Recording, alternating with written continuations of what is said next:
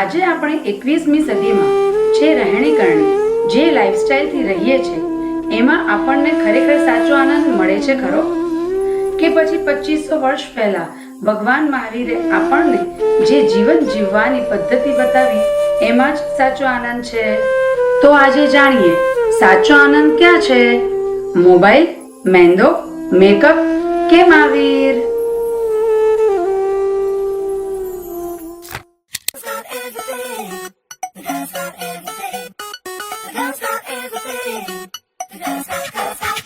આ છે સોનુ, social media અને રીલ્સની દીવાની, હંમેશા ફોન હાથમાં હોય છે. આ છે ગોલી, જંક ફૂડની શોખીન, હંમેશા ખાતો હોય છે અને પેટ પકડીને બેઠો હોય છે. આ છે ગોગી, વિડિયો ગેમ્સનો વ્યસની, ગુસ્સાવાળો અને થાકેલો. આ છે ટપ્પુ, શાંત, ખુશખુશાલ, જૈન સંસ્કારો વાળો છોકરો. આ છે રિયા, નાની અને નિર્દોષ છોકરી, જે આ બધાને જોઈને કન્ફ્યુઝ છે.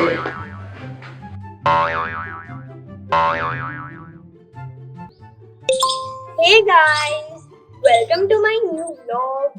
आज હું બહુ થાકી ગઈ છું કારણ કે ગઈકાલે રાત્રે હું 2 વાગ્યા સુધી રીલ્સ જોતી હતી. આ મારા ડાર્ક સર્કલ્સ વાળું નવું ફિલ્ટર કેવું લાગ્યું? આઉટ મારી આંખ બહુ વળે છે યાર. અરે સોનુ, તારા ફિલ્ટર કરતા વધારે રિયલ તો મારા પેટનું પેન છે. આઉચ, મારું પેટ. એવું લાગે છે કોઈ મારા પેટમાં પિઝા અને ચીઝનું ગોદામ ખોલી નાખ્યું છે. આઉચ, મારું પેટ. ઠીક તો મારા પેટમાં દુખે છે અને તમે લોકો મારા જોડે આવું કરો છો.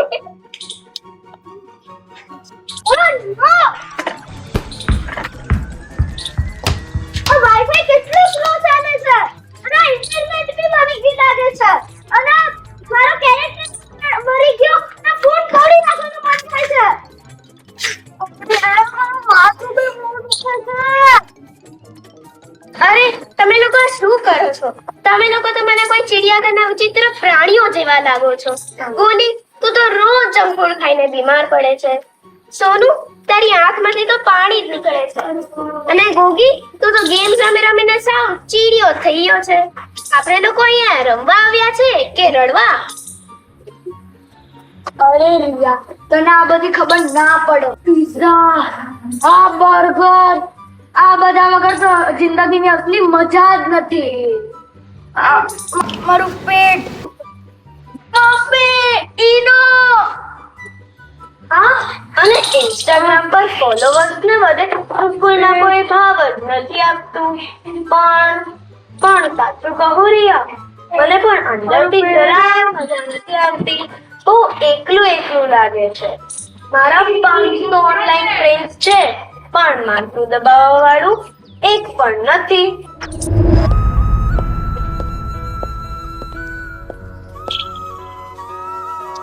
જય શ્રી કૃષ્ણ મિત્રો, તમે બધા આવા ઉદાસ અને બીમાર કેમ બેઠા છો?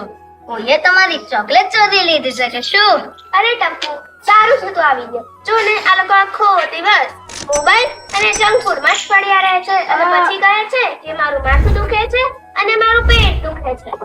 અરે તું એટલી સવારમાં ક્યાંથી આવી ગયો અને તું કેમ આટલો બધો ખુશ છે? તને કોઈ ગેમનો અનલિમિટેડ લાઈફનો ચીટ કોડ મળી ગયો છે કે શું? ના ગોગી, મારી ખુશી કોઈ મોબાઈલની સ્ક્રીનમાં નથી. મારી ખુશી તો પ્રભુના દરબારમાં છે. હું હમણાં તેરાસર દર્શન કરીને આવ્યો. ત્યાં કોઈ વાઈફાઈ નથી હોતું, છતાં પણ મારું અને પ્રભુનું કનેક્શન સૌથી ફાસ્ટ છે.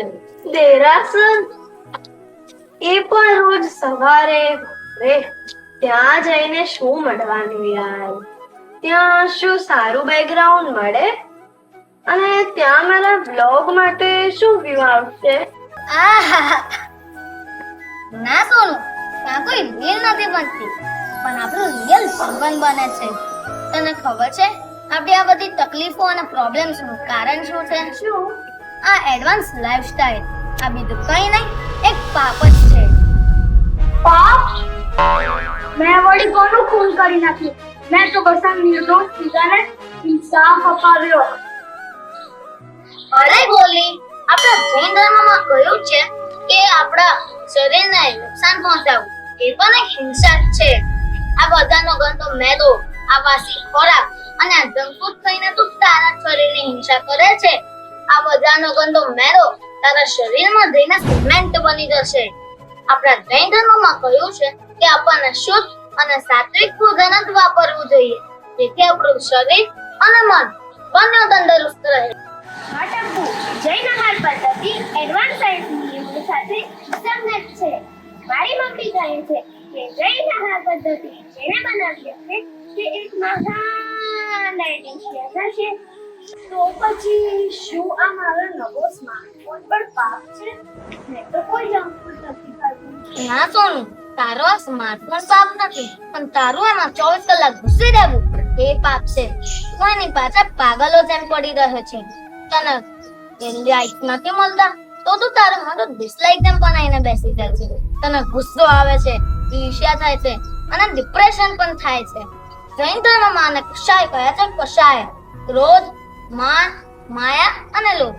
આપણે આ બધામાં એટલા ફસાઈ ગયા છે કે આપણે આપણી આજુબાજુના જીવતા જાગતા માણસોની કોઈ કિંમત જ નથી રહી. આ શું 500 ઓનલાઈન ફોલોઅર્સ હોવા કરતા સામે બેઠેલા 5 મિત્રો સારા, જે તમારું મોઢું જોઈને સમજી જાય કે તમને શું તકલીફ. મારી મમ્મી કહે છે કે પંચેન્દ્રિય જીવોની હિંસા કરીને બનાવેલા મેકઅપથી આપણે નાયા પછી પણ શુદ્ધ નથી જ રહેતા અને નિરાશા જવાને તો લાયક જ નથી રહેતા. અને હા, ફિલ્ટર વાપરી લાલ શંકર છુપાવવા કરતા રાત્રે વહેલું સૂઈ જવું સારું. કપુ, તારી વાત તો સાચી છે. રાતે મેં ગેમ રમવાનું શરૂ કર્યું છે ત્યારથી મારું મગજ ફાયર થતું રહ્યું છે. મને રાતના ઊંઘ નથી આવતી અને મારા ચશ્માના નંબર પણ વધી ગયા છે અને મને મમ્મી પપ્પા ઉપર ગુસ્સો પણ બહુ આવે છે. તો એમાંથી બહાર કેવી રીતે નીકળાય? બહુ જ સરળ છે મિત્રો, આપણા જૈન ધર્મના સંસ્કારો અપનાવો. વાહ, આ તો બહુ મસ્ત આઈડિયા છે. મારે પણ બહુ જ રહેવું છે. ટપ્પુની જેમ. કાળની કાળ રાત્રિમાં જય જયકાર મચાવે, મારા વીરનું શાસન ગાજે, મહાવીરનું શાસન ગાજે. ગાજે રે ગાજે, ગાજે રે ગાજે. બસ, આજથી આ બધો કચરો બંધ. આજથી મારા મમ્મીના હાથનું જ ખાઈશ. મમ્મીની રોટી જિંદાબાદ, જંક ફૂડ મુર્દાબાદ. રીલ્સ પર હજારો લાઈક્સ આવે ત્યારે 2 મિનિટ બહુ જ સારું લાગે, પણ જેવો આ ફોન લોક થાય તેવું તરત જ આખી રૂમમાં અંધારું છવાઈ જાય છે. આખો દિવસ સ્ક્રીન પર બેસીને બીજાની લાઈફ જોતા જોતા મારી પોતાની લાઈફ ક્યાં જાય છે એ કશી ખબર જ નથી પડતી. એટલે જ બસ થઈ ગયું હવેથી. મારે નથી જોઈતા હવે આવા ફેક ફોલોવર્સ. મારે તો તમારા જેવા રિયલ ફ્રેન્ડ્સ જોઈએ છે. એટલે જ આવા ફેક ફોલોવર્સ અનફોલો અને તમારા જેવા રિયલ ફ્રેન્ડ્સ ને ફોલો. ટપ્પુ, હવે તું મને રોજ તારી સાથે દેરાસર લઈ જશે? હા, કારણ કે મને પણ શાંતિનો અનુભવ કરવો છે જે તારા મોઢા ઉપર દેખાય છે. તો ચોક્કસ મિત્રો, જ્યારે આપણે પ્રભુ મહાવીરના માર્ગ ઉપર ચાલીએ છીએ ત્યારે આપણા જીવનમાંથી બધા દુઃખો દૂર થઈ જાય છે.